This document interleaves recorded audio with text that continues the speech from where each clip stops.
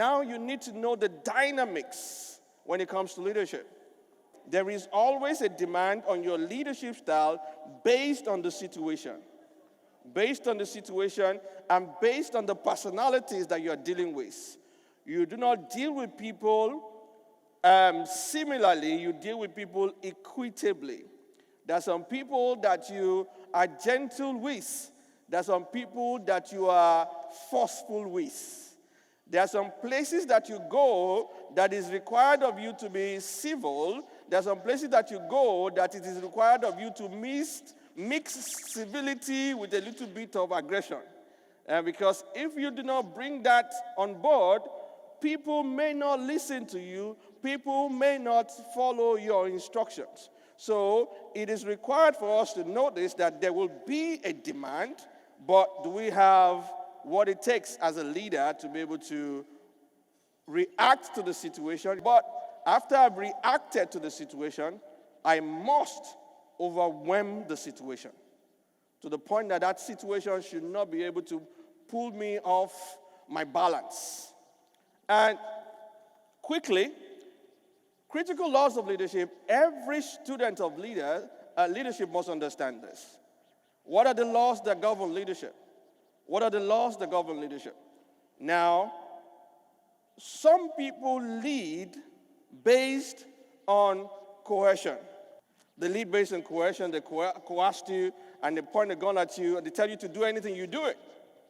But that is not leadership. That is acceptable. Leadership should be according to the laws. But this is it. You now must become a student of the leadership laws that I will share with you. I will share 5 with you. I think I have 7 right there in my book, The Leadership Quadrant. I will share 5 with you. And I will teach on how you can substitute one law with another law. Now, we have the leadership by coercion and then leadership by principles, which is the law. And we all know that there are 2 kinds of laws. You have the man-made laws and the God-made laws. Man-made laws and the God-made laws. God-made laws can never be amended. They are the natural laws. You can't amend it. Neither can you change it. But the man-made laws can be amended. 2/3 majority. A veto from the president can amend the law, can amend anything that you want. I mean, man-made laws. But the God-made laws, that is the natural law, can never be amended. You can't amend or you can't change the law of gravity. You can't change the laws of times and seasons. You need to realize that. But this is where smartness comes in. This is where dexterity comes in. This is where innovation and being dynamic as a leader comes in. First, become a student of the laws. I'm going to share the laws, and you're going to study it and do in-depth research on all those things. In-depth research. You must understand it. Those laws. Now, once you understand the law, the next thing you do is to cooperate with the law. The laws that you have understood and everything, you must cooperate with it. Because if you do not cooperate with the law is going to harm you. The law is going to finish you. I can't dress like this during winter. That means I'm stupid. I understood what the law of times and seasons means, but here I'm not cooperating with the laws of times and seasons. I'm going to be injured. I'm going to be thrown off balance, probably killed. So you understand, you study the law, you understand it, and you cooperate with the law. Now, this is where smartness comes in. The smart individual, whether when it comes to leadership laws or success laws, understands the laws, cooperates with the laws, but at the same time, he knows how to suspend one law with the other law. Now, even the God-made laws, which can never be amended, but can be temporarily suspended. The law of gravity cannot be amended. But I can suspend the laws of gravity briefly with the laws of aerodynamics. But it can't be permanent, you know. The laws of times and season, winter, harmattan, dry season, or any kind of season, can be suspended temporarily by the laws of thermodynamics. You use a law to suspend a law. You can't use a law to eradicate another law. So when you put that into perspective, then you bring it into the laws of leadership, you understand the different dynamics of this law, and then you're looking at one, because at a point in time, you may not have one. Because I don't have one doesn't mean I am subject to the situation. I need to look at the ones that I have, the ones that I understand. How can I use that one to suspend the one I don't have temporarily and then make a move? Once you understand this, you know what happens? You make progress faster than your contemporaries. If I decide to go to England today and I obey the laws of gravity, you know, it may take me probably 2 months or some few weeks because I will go by road.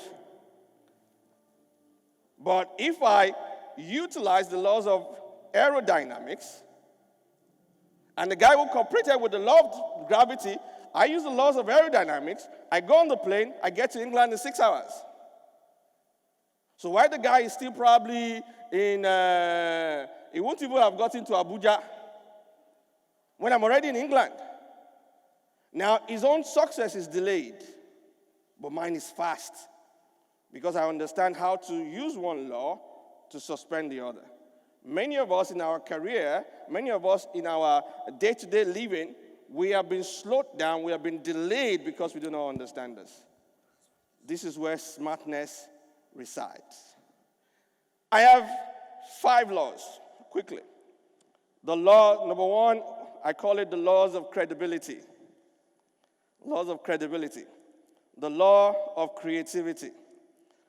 That of communication, the law of communication. Creativity, compassion, this is about 7, but I'm only going to take 5. You can see courage, you can see culture, you know, Lola Ison said something very powerful this morning about culture. Did you get it? He said culture is not what you wrote down. The culture of an organization is what the leadership does. Did you get that? So you can have core values written down, you can have everything written down. If the core values does not reflect in you, forget about it. And I have my good friend, Pastor Tunde Adisa. Thank you for coming. And you know what we teach in the church? We teach the 4 Gospels. Gospel according to St. Mark, Luke, and John. But we always tell people that there's a 5th Gospel, which is the Gospel according to St. Hugh.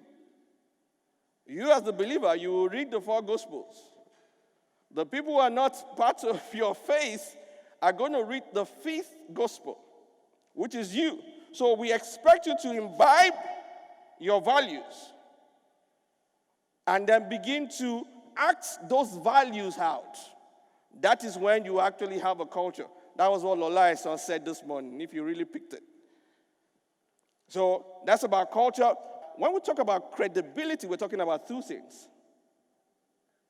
Competence and character. Competence and character, that's what makes credibility. Because you're a good person doesn't mean you're credible. And because you're a skillful person does not mean you're credible. Competence is a coin with 2 sides. And you must be able to swing both sides, or else you don't have a coin. Now, you can know the job, but you lack integrity. You have failed as a leader. You're not competent. Or you may have integrity, or you may have the ability to do, but you don't have the integrity. You're finished. So we must have that back of our mind that we must combine both. Very, very important. You know, I always explain it this way, that Just imagine you're traveling to Maiduguri, Nigeria. You know, when you're going from Lagos to Maiduguri, it's about 2 days' journey. That's 48 hours. That is if you're not disturbed by the bandits on the road to prolong it.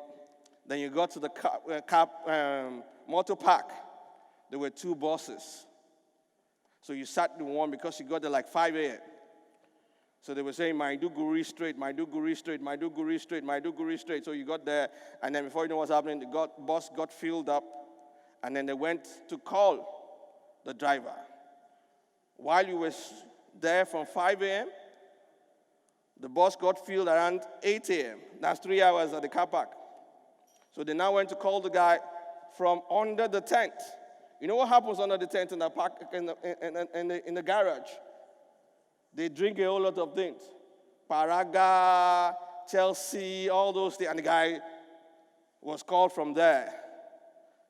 And that was where your bus was parked. So the driver's coming. The driver first went this way. So they had to redirect him. And he was staggering. And then he was asking, where's the car? They eventually led him to where the car is. They led him. So when he was about to open the key, the key dropped. And then they helped him pick it. They stationed him on the seat. They closed the door. And then there you are on the front seat. And then you are shouting, who is taking us? He said, it's the driver taking us. So you quickly opened the door and said, not me, not in this bus. And the conductor blocked you and said, calm down. This guy has been driving since 1960. Are you going to Maiduguri that day? Hello, answer me. Are you going to Maiduguri that day? So you pushed the guy off, who and you and who, and then, come get out of here. So you got down and went to the second bus. So when you sat down there, the driver of the second bus did not join them under the tent. If you're a Muslim, he was reading his Quran. If you're a Christian, he was reading the Bible. He was praying.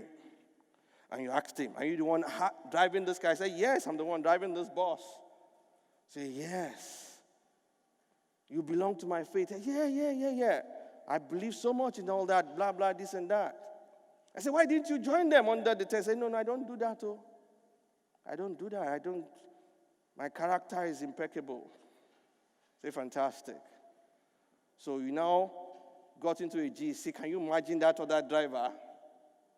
They said he has been driving since 1960. Drunk. Then you now mistakenly asked him, how long have you been driving? He said, to be sincere with you, the first time I touched the steering was 3 hours ago.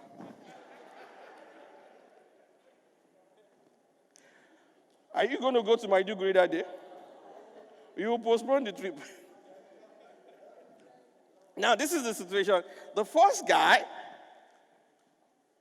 since you've been driving since 1960 and you are still alive, that means you have competence, but no character.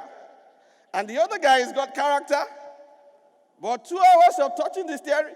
We are not going to Shagamu that you can still reach 45 minutes. We're talking about 48 hours. So both of them can take you to your destination. That tells you something point blank. The one and the most important law when it comes to this law of leadership is the law of credibility. And you're credible when you have character and you have competence.